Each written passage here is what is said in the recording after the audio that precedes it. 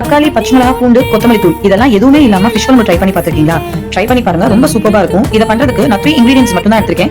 சின்ன வெங்காயம், வத்தல், சீரகம், இது மூணு மட்டும் வச்சு ஒரு சூப்பரான ஃபிஷ் குழம்பு எப்படி ட்ரை பண்றதுன்னு பார்க்கலாமா? இதை எல்லாத்தையும் ஃபைன் பேஸ்டா கிரைண்ட் பண்ணி எடுத்துக்கோங்க. இதை பண்றதுக்கு நான் மண்பான சட்டி தான் எடுத்திருக்கேன்.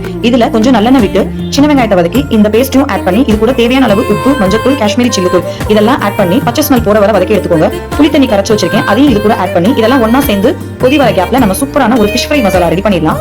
இதுக்கு நான் கடை மசாலா எதுவுமே ஆட் பண்ணல, வீட்ல இருக்கிற இன்கிரிடியன்ஸ் மட்டும் யூஸ் பண்ணி ஒரு ஃபிஷ் ஃப்ரை மசாலா ரெடி பண்ணிருக்கேன். எப்படி பண்றதுன்னு பார்க்கலாமா? பூண்டு, சோம்பு, தனி மிளகாத்தூள், உப்புத்தூள், தேங்காய் எண்ணெய் யூஸ் பண்ணி இந்த பேஸ்ட்டை கிரைண்ட் பண்ணி எடுத்துக்கோங்க.